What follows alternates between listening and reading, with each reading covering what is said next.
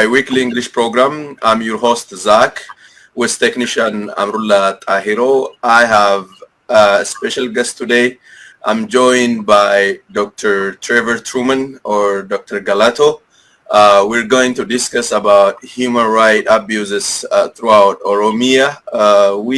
As you all remember, the month of April, we discussed about the report Oromia Support Group come up with in the months of June and the months of April on OMN. So Dr. Trevor was our guest that time, and today we're going to discuss about the recent 57th report on human rights abuses, on forced disappearance, on killings and extrajudicial killings throughout Oromia. Dr. Trevor, welcome back to OMN. Welcome to Zach, and thank you very much for having me back again. Galatoma. All right. So last time we discussed about the 56th edition, the 56th report by Oromia Support Group. Well, before we proceed to the details of the current report, human rights abuses throughout Oromia, let me start by asking... in the abuses of the last regime, I'm afraid they have been perhaps unduly influenced by the general bias in the overall media, which is against the Oromo and the oppressed peoples of Ethiopia.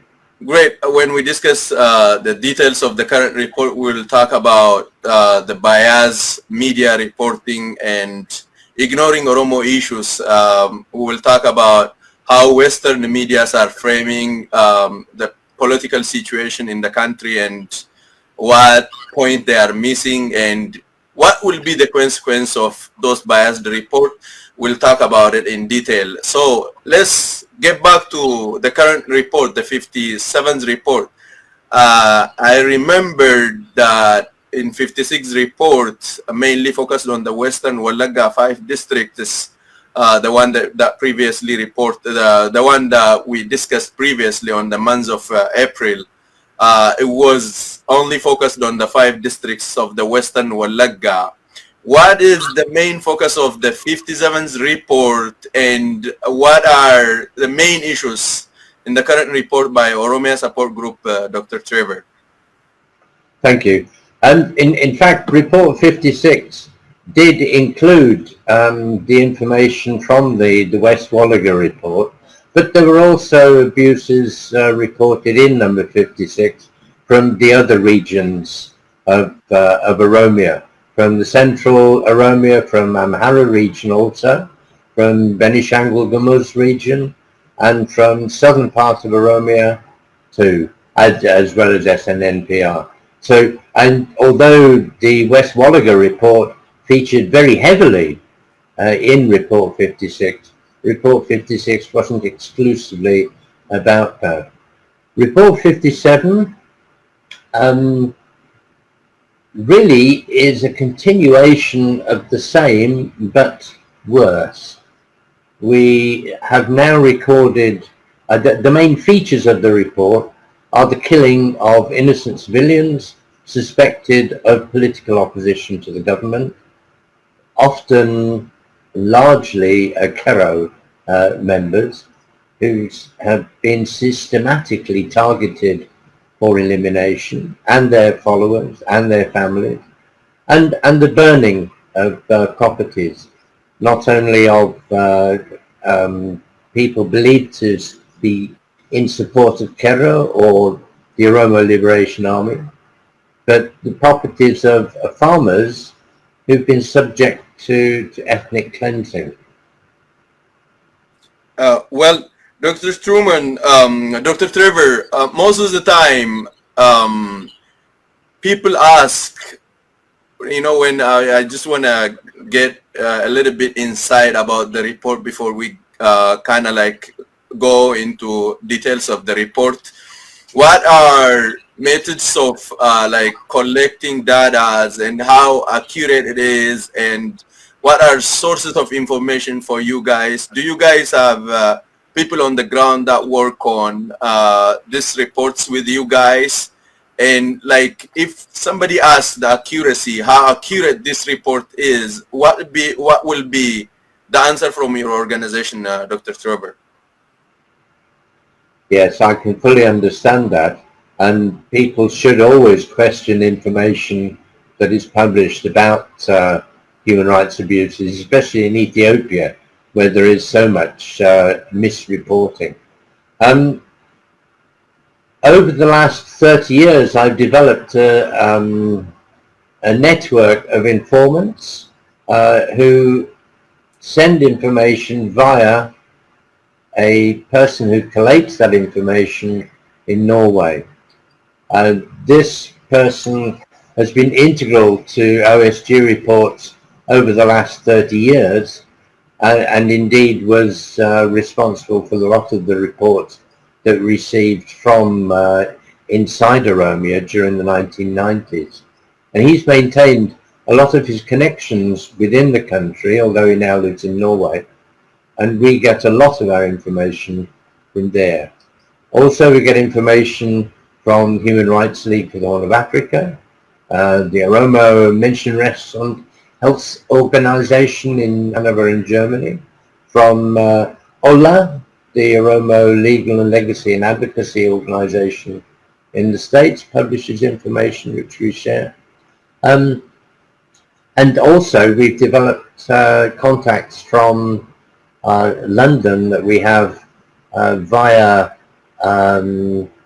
individuals that I know personally and who are involved in OSG in London. I better not reveal their names, and we have extensive network of contacts, and often we get reports that are mutually confirmatory, and we get the report on the same instance from two directions, if you see what I mean.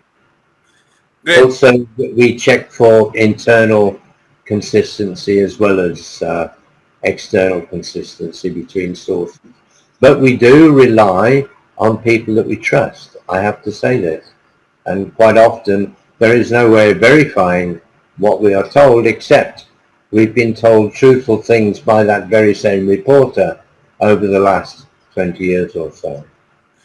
Great. Actually, I was looking into the report and I recognized some of the pictures, some of the atrocities as a media. We were reporting in some of the human rights abuses throughout Oromia, and most of the photos in the report are very familiar because we were reporting on these issues back in the days, and some of the people in the report are still in some detention facilities throughout the country, and I can see that it's a very accurate, and anybody who have updates on Oromo politics and what is going on in Ethiopia can easily recognize some of the faces in the report.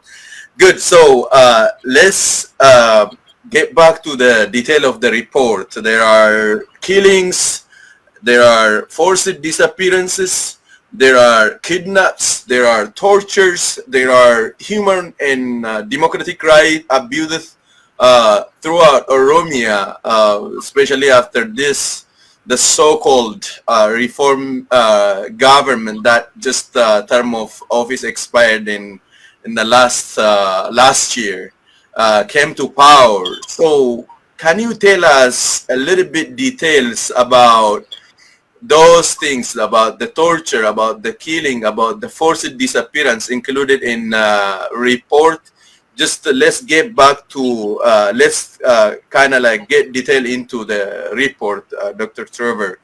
What are the main things, the main abuses included in the report? The main features of this report are similar to those of the previous few reports in terms of the extrajudicial killings, the extent of that, and the destruction of property, either as a political persecution event or as an example of ethnic cleansing. There are other abuses which have come to light which we must mention before the end of the program, because these are very serious indeed and involve illegal detention of political prisoners in and around the capital, and whose lives are in danger currently. But to return to the report, the Oromo Support Group has now reported 2,393 extrajudicial killings in Ethiopia over the last, well, less than 3 years, since October 2018. During our reporting of the TPLF years, when we were most active, between reporting abuses between 1992 and 2012, over that 12-year period, we reported 4,498 extrajudicial killings. That's nearly 4,500, just too short of 4,500 in 20 years. And yet, under Abiy's regime, we've got nearly 2,400, 2,393 within 3 years. That's over half as many people killed in 15% of the time of the TPLF regime, which was murderous enough in itself.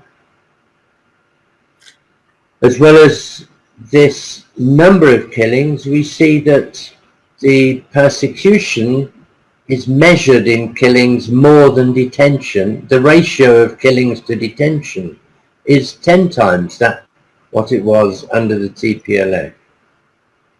We see the systematic, targeted killing of Kero and Kero supporters and their families. Killing of mature politicians. And we see the destruction of their properties, and also the destruction by burning of properties of ordinary farmers whose only crime is to live adjacent to Amhara region or within Amhara region. And we see this ethnic cleansing by Amhara militia active in the Oromo special zone in Oromo in Amhara region. We see this against Benishangul and Oromo in Benishangul Gumuz region. We see it in Oromia region in East Wolaga, in Kiramu against Oromo farmers there by, again, Amhara militia. And we see it again in Fantale against farmers in East Shoa. Each of these cases are ethnic cleansing. And there's a nasty racist tendency emerging with the policies of the government against Tigrayans. We see that Tigrayans have been withdrawn from the armed forces in UN deployment. Embassy staff, the embassies are being asked if any of their employees are Tigrayan.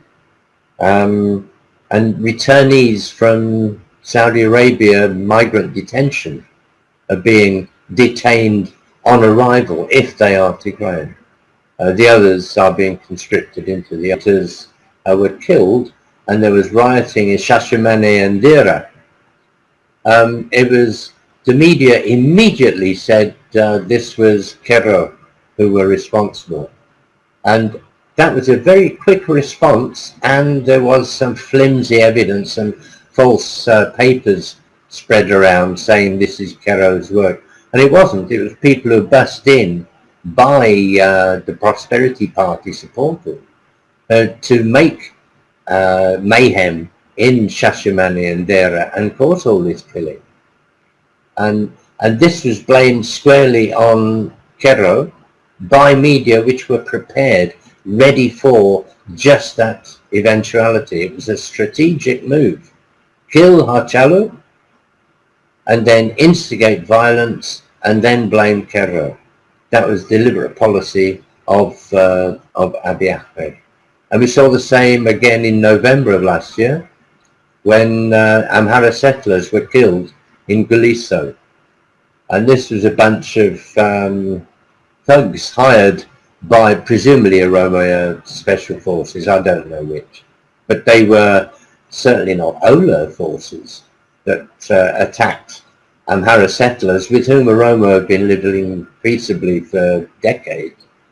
And this was blamed within 24 hours on Ola, including by organizations like Amnesty International. Now this shows a really well-oiled machinery for instigating an attack, knowing that it was going to happen, and then informing organizations and blaming the Oromo Liberation Army, which was the whole purpose of the report. And since then we've seen other instances where Oromo farmers are attacked in Wollo, in the Oromo Special Zone, and they blame the hostilities on an invading force of the Oromo Liberation Army, which then was nowhere near, wasn't within hundreds of miles of the area. We hear attacks on Amhara militia in East Wallaga being said to be attacks on Oromo, on Amhara civilians, whereas not. That they've been a repulsion of attacks by Ola, a repulsion by Ola against Amhara militia that have been attacking farmers in East Wallaga.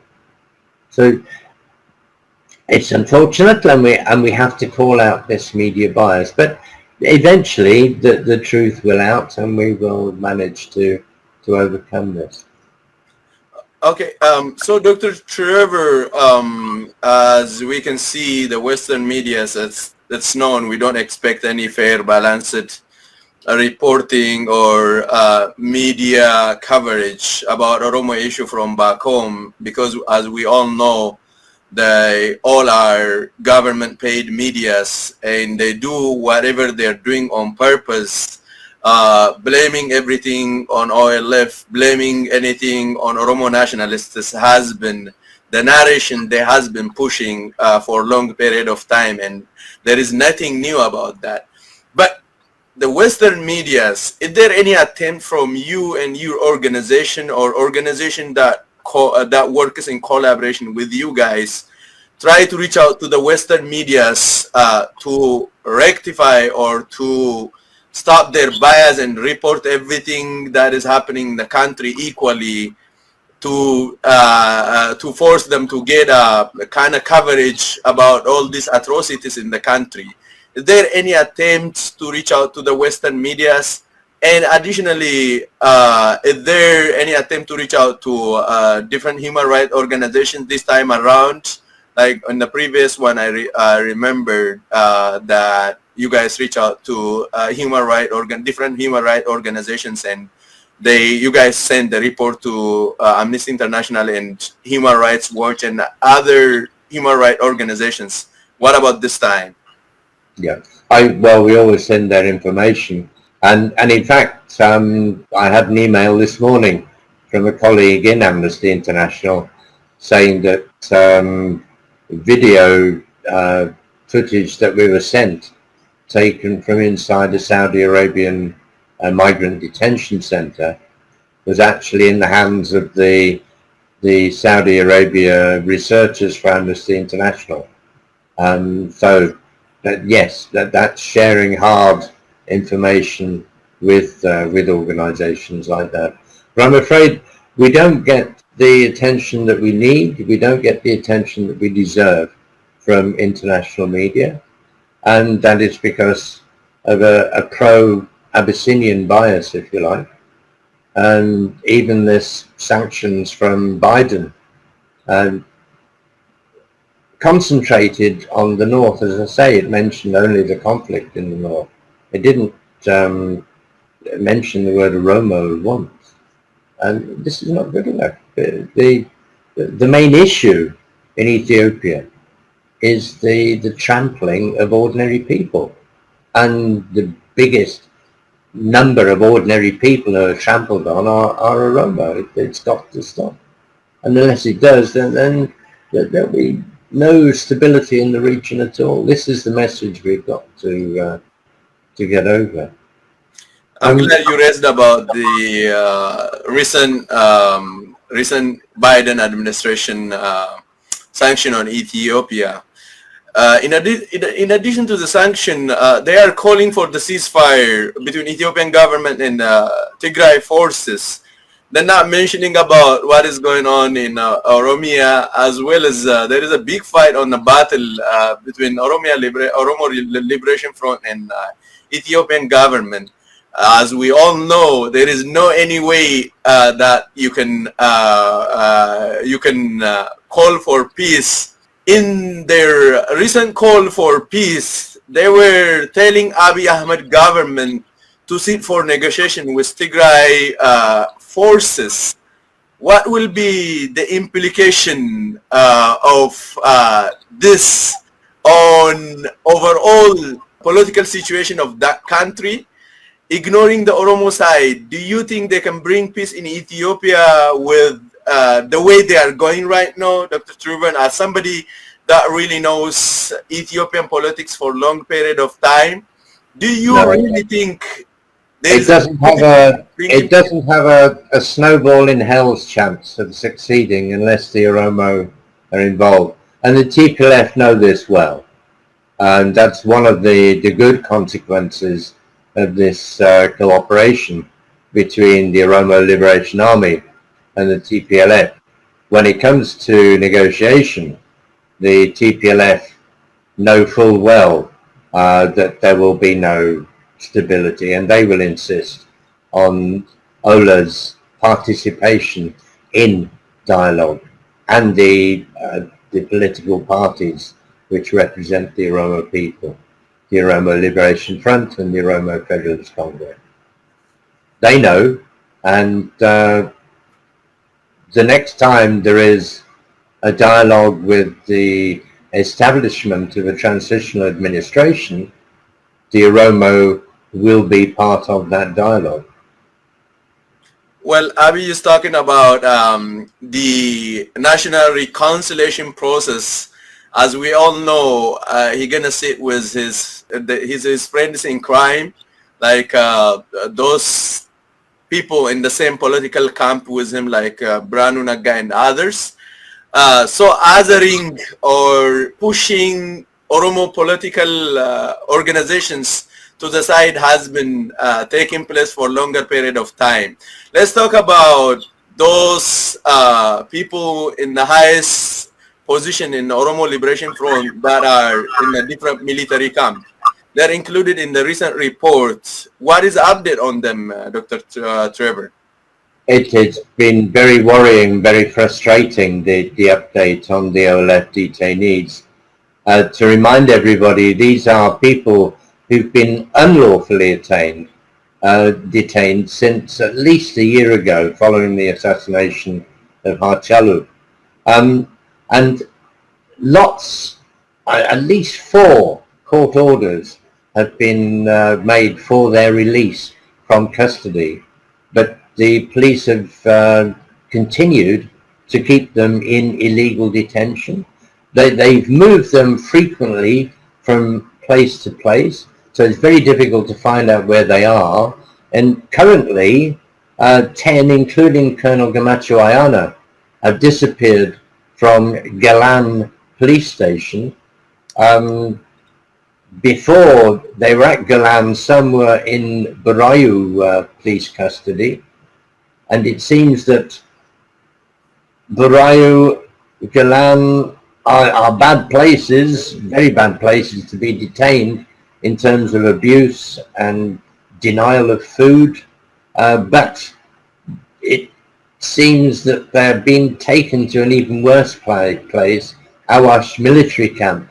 Now, 2 days ago, they disappeared from Galan, Colonel Gamachu and about 10 others, including Bate Urgesa, who's been badly beaten about the face and head, and Mikhail Bekele, who is said to be very ill. Now, we know that these people have been suffering, that they're extremely emaciated when seen in prison a few weeks ago. Abdi Ragasa is said to be very ill, has been severely tortured He's known to be in Awash military camp, to where we think the others have been transferred in the last 2 days. One person died there a month ago.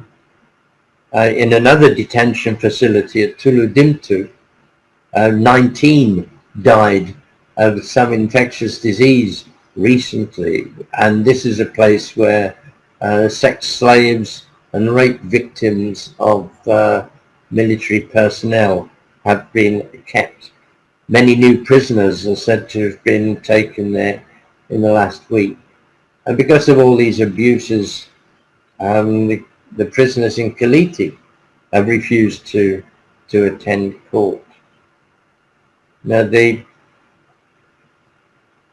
detainees, up to about 2 months ago, are meant to receive the equivalent of 20 birrs worth of food and clothing on a daily basis. This is obviously not enough, but this was stopped 2 months ago for the OLF detainees. And people who try and supply food to these detainees are themselves beaten or followed or harassed. So the OLF detainees really are in severe danger now of being neglected to the extent that it will threaten their life. And this is something that has to be taken very seriously. It's very horrific. So the forced disappearance, torture, killing, forced military service, rape, artificial famine that is taking place in the country because the government is not doing its job properly. All this is happening in the country. What do you think is the way forward? How? What are like possibilities of just getting things to normal? What is your call for anybody concerned about politics of that country, Dr. Trevor? Well, there's nothing that's normal that would be something that you'd want in Ethiopia. Normality is horror. What we want is a complete change. We have to break the mold completely of Ethiopian politics. And the mold that says that the winner takes all, the zero-sum belly politics, if you like, that has so bedeviled Africa over the last several decades. And what we're seeing now is a return to 2 centuries ago. What was going on with the competing for the resources of 2 feudal lords up in the north of Abyssinia, and they're fighting over the resources of the rest of the country. And any fool can see that this will continue until the whole mold is broken, until we get proper representation for the Oromo people and therefore the rest of Ethiopia, and then there will be stability. So it all begins with a dialogue to which the Oromo and other oppressed peoples of Ethiopia have equal access and equal control. A dialogue that will help to set up a transitional administration that guarantees